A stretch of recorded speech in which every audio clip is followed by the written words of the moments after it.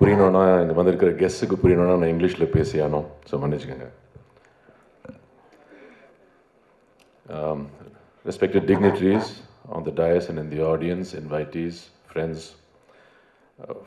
it's a privilege and honor for me to be the chief guest in the inaugural function of the Chennai International Film Festival.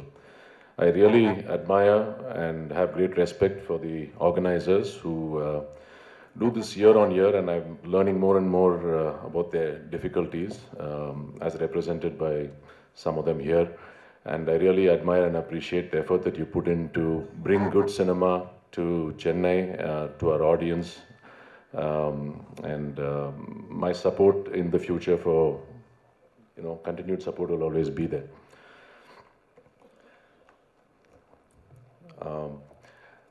I actually was asking Hasni, I said everybody here is speaking as a matter of fact, pesaranga. So should I also keep it matter of fact, or can I actually tread on to some thoughts that are, that are in my mind, that are on my mind? I think this is an audience who love art, who love cinema, and I think this is probably the right forum for me to just leave some thoughts behind with you. On the way here, I was thinking about a few things which I thought I'll share. Say 2000 years ago in India, Vatsyayana compiled the works of Kama Sutra. Though the work addressed many topics, I think what it's best known for or more popular about is its explicit description work on sex and sexuality. That was 2000 years ago. 2000 years later, we struggle to shoot or depict a kissing scene in movies in Tamil Nadu.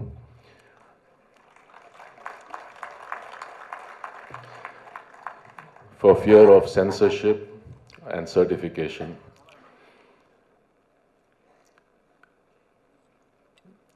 When I was a child growing up, I saw many wonderful Tamil movies. But a lot of the commercial films, in retrospect, when I remember, depicted violence against women, more graphically than they depicted love. We never saw a scene of people in love kissing or even making love, but we always saw violence and violence against women. Sadly, that is how I can look back and see some of the films that I saw while growing up. I don't know why it's become such a taboo. We're getting, I feel, more and more closeted somewhere as a society, and intolerance also, I feel, is growing. The voices are growing louder. We have recently seen on many occasions any expression of art, be it cartoons, be it paintings, be it films, be it works of literature, always seems to evoke a rather violent response from some section, calling for a ban, calling for a rework or a censorship in some form. And those voices, I feel, are getting louder and louder. Not only that, I think it's also now bordering on threats of violence, etc., for people in art. It's unfortunate that a country that got its freedom through a movement of non-violence, which encourages you to imbibe tolerance through its constitution, not only that, has influenced other great movements across the world, has inspired leaders like Martin Luther King, has inspired leaders like Nelson Mandela to get equality and succeed in getting equality and freedom in different parts of the world.